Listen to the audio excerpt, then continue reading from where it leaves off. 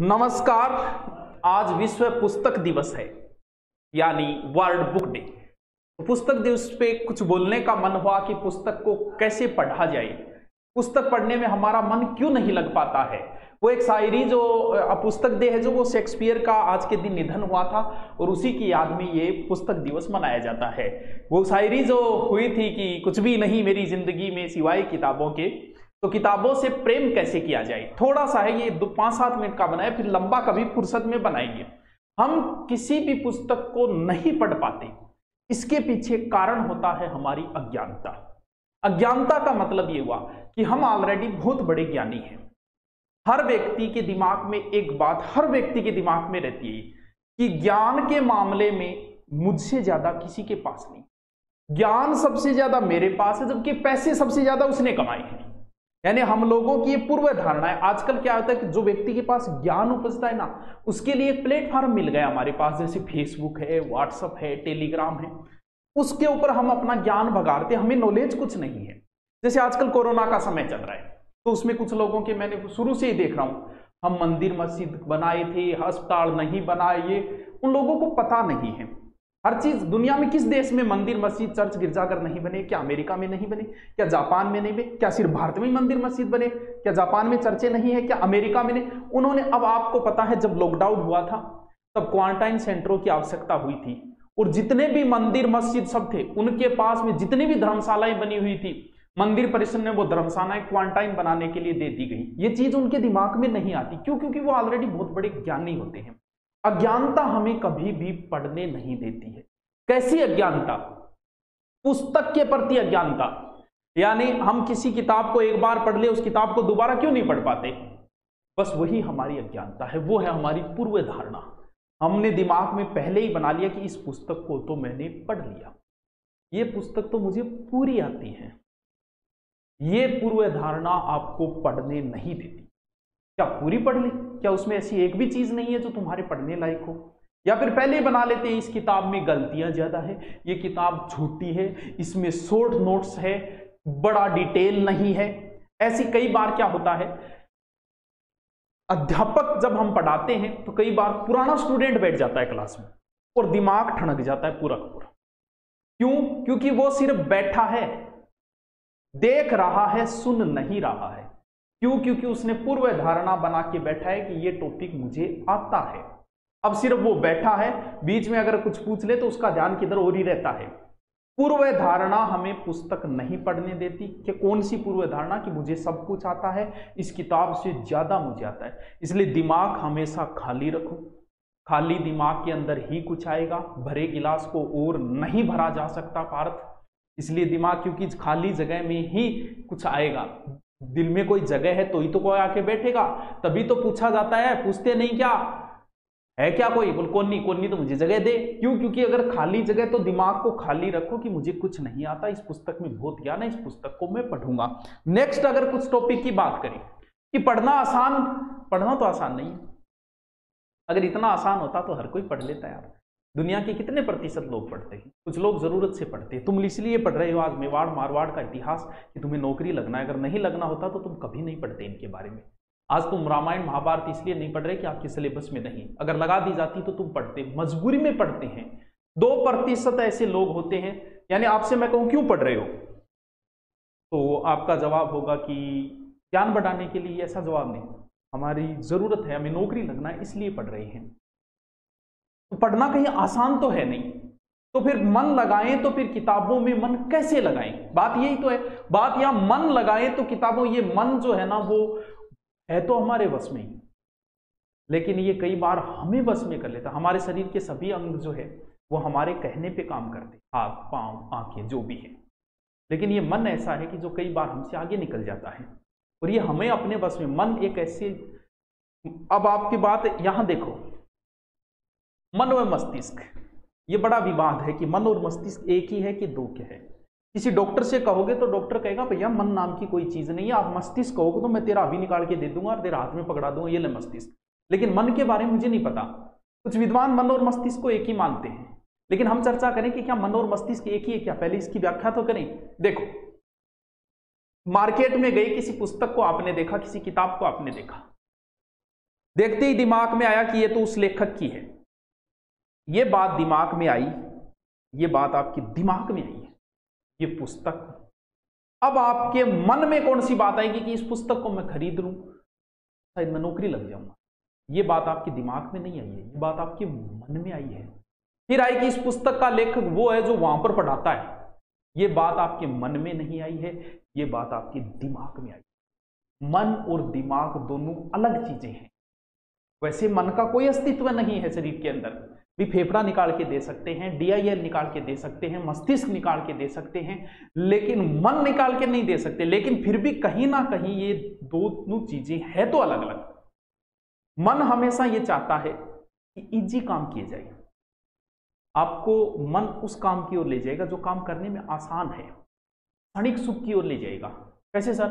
क्षणिक सुख का मतलब जैसे आप बाजार में जाओ, एक तरफ समोसे की दुकान है और एक तरफ फल फ्रूट की है, तो आपका मन कहेगा भैया समोसा खा ले, क्षणिक सुख दे रहा है। जबकि भविष्य का सुख तो है कि भी समोसे वगैरह खराब करते हैं शरीर के लिए। सुबह 4 बजे उठो, आपका मन कहेगा रहने दे यार, किसी उठे पड़े हो नहीं। क्यों? क्योंकि क्षणिक सुख को कह रहा है, मस्तिष्क नहीं कहेगा ये बात आपका मन कह रहा है। क्यों? क्योंकि मन जो है वो अच्छे कार्य की ओर ले जाता है, क्षणिक सुख की ओर ले जाता है। अच्छे कार्य नहीं, क्षणिक सुख। उस समय किस चीज में आनंद प्राप्त हो रहा है? सोने में आनंद प्राप्त हो रहा है, तो मन कहेगा सो, मस्तिष्क कहेगा अरे पढ़ ले। मन और मस्तिष्क जो है उसको परिभाषित अगर हम करें तो दोनों बहुत अलग अलग चीजें हैं। लेकिन साइकोलॉजी में हो सकता है एक चीज मान ली गई हो, विज्ञान के अंदर मन का वैसे कोई अस्तित्व नहीं है। अब बात हम करते हैं कि मस्तिष्क जो है वो भी बड़ा महत्वपूर्ण। वैसे बात करें कि मन को अगर आप थोड़ा सा कंट्रोल करना अगर सीखोगे, कहीं ना कहीं इसकी विपरीत चलना पड़ेगा। कुछ दिन विपरीत चलो, फिर इसके समझ में आ जाएगी कि भाई साहब हमारा कहना नहीं मानेंगे। अब जो ये कह रहे हैं वही, सुबह उठने का मन नहीं किया, एक बार इसकी विपरीत चलो, उठना शुरू कर दो, बाद में ये कहना ही बंद कर देगा, छोड़ यार ये मानेगा तो नहीं, चलो ठीक है उठ जा भाई तू उठ जा।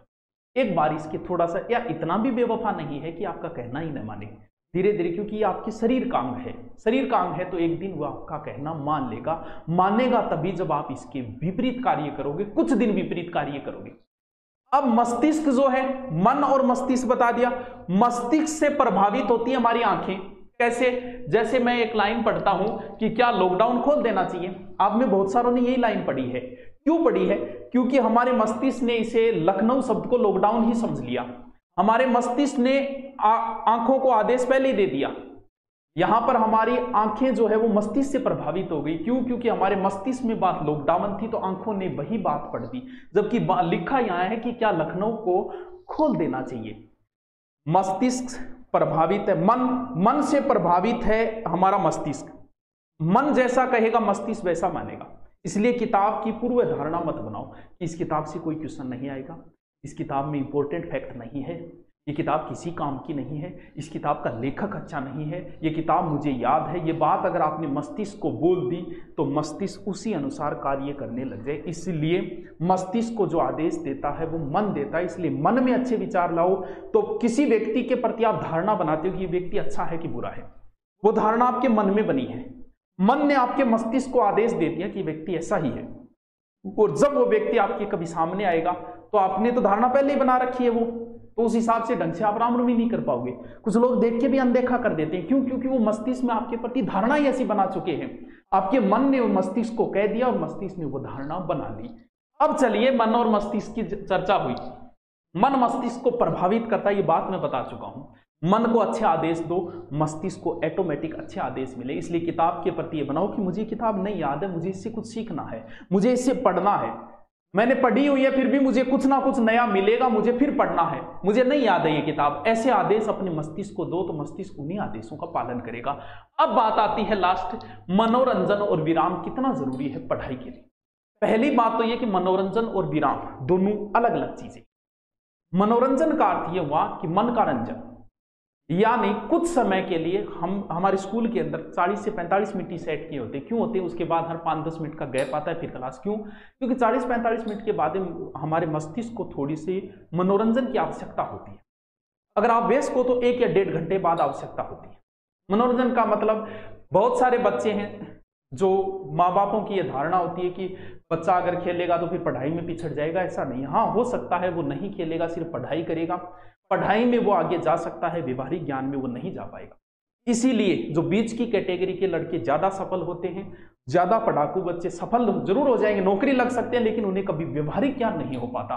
क्यों? क्योंकि वो जो है वो मनोरंजन से दूर हो जाते हैं, खेल कूद से दूर हो जाते हैं। इसलिए तो मनोरंजन ज्यादा जरूरी ये नहीं है 5-5 घंटे मनोरंजन ये लगे खेल के, खेल जरूरी होता है 1 या 1.5 घंटे किसी बच्चे के लिए। आवेश को तो इसकी भी इतनी आवश्यकता नहीं है। अब बात आती है विराम देना। मनोरंजन में गीत आ सकते हैं, डायलॉग आ सकते हैं, कॉमेडी आ सकती है और कोई अच्छी शायरी आ सकती है, मनोरंजन है। अब बात आती है विराम। मनोरंजन के अंदर भी दिमाग काम करता है। दिमाग भी हमारे शरीर का एक अंग है। शरीर के हर अंग को विश्राम की आवश्यकता होती है। भाई हाथ काम कर रहे हैं तो उसे भी विश्राम की आवश्यकता है। तो हमारा मनोरंजन के अंदर आपका मस्तिष्क अब भी काम कर रहा है। अगर आप खेल खेल रहे हो क्या आपका दिमाग काम नहीं कर रहा? सर काम तो कर रहा है। तो फिर इस दिमाग को भी तो रेस्ट की आवश्यकता होती है। तो सर हम सोते हैं ना, कोई जरूरी नहीं है कि सो रहे हो तब आपका दिमाग काम नहीं कर रहा। सोते समय सपने जो आते हैं ना उस समय दिमाग काम करता है हमारा, वो एक अलग चीज है। लेकिन अब विराम कैसे दें? जागते मस्तिष्क को विराम देना, यानी जागते मस्तिष्क को रेस्ट देना होता है विराम। सर जागते मस्तिष्क को कैसे देंगे? कुछ नहीं सोचना, कुछ नहीं सोचना ही मस्तिष्क को विराम देना है। मनोरंजन अलग चीज है, मस्तिष्क को विराम देना अलग चीज है। कुछ न सोचना ही मस्तिष्क को विराम देना है। कैसे? जैसे मान लो आप खोए हुए हो। कई बार हम खो जाते हैं, हमें यह भी नहीं पता होता कौन देख रहा है। आज हमने उन्हें जी भर के देखा, न जाने वो किन ख्यालों में खोए थे। मान लो आप एक टकटकी लगा के देख रहे हो, कुछ नहीं सोच रहे, ये मस्तिष्क को विराम है। बारिश हो रही है, आप बाहर बैठे सिर्फ बारिश को देख रहे हो, कुछ नहीं सोच रहे, वो मस्तिष्क को होता है विराम देना, विश्राम देना होता है। जागते मस्तिष्क को विश्राम देना। छत पे बैठे हो, आकाश को देख रहे हो, सिर्फ देख रहे हो, कुछ नहीं सोच रहे। छत के ऊपर खड़े हो के आप गाड़ियों को आते जाते देख रहे हो, सिर्फ आप देख रहे हो, वो मस्तिष्क को विराम देना। आकाश में तारे देख रहे हो, सिर्फ देख रहे हो, सोच नहीं रहे, वो होता है विराम। अगर सोचने लग गए ना, ये चांद तारे तोड़कर लाना तो मूर्खता की बातें हैं, तू कहे तो पाए ला दूं, ये सोचना है, जबकि आपको विश्राम देना है, सोचना नहीं है। तो मस्तिष्क को बिना कुछ सोचे कई बार रेस्ट देना, वो होता है जागते मस्तिष्क को। सोना भी जरूरी है, मनोरंजन भी जरूरी है पढ़ाई में, लेकिन मस्तिष्क को विराम देना यानी जागते मस्तिष्क को कुछ समय के लिए योग करवाया जाता है। इसके लिए योगाभ्यास बड़ा महत्वपूर्ण, लेकिन योगाभ्यास तो हमें नहीं आता कि जागते मस्तिष्क को किस तरह हम विश्राम दें, वो योग तो हमें नहीं आता। लेकिन हम कुछ चीजें कर सकते हैं, एक टक टक लगाए देखना, आकाश को देखना, चलते साधनों को देखना, या फिर तारों को देखना, बारिश को देखना। ये चीजें जो होती है वो जागते मस्तिष्क को विराम देती है जब हम कुछ नहीं सोचते। तो पढ़ाई के लिए जरूरी है अपने मन को तैयार करना। पढ़ना आसान नहीं है, ये बात बोल दी, लेकिन हमें पढ़ना है किसी किताब के प्रति, तो उस किताब के प्रति अपनी धारणा पैदा करो, पूर्व धारणा को छोड़ के। फिर अपने मन को तैयार करो, मन को वश में करो, मन के विरुद्ध कुछ कार्य करो।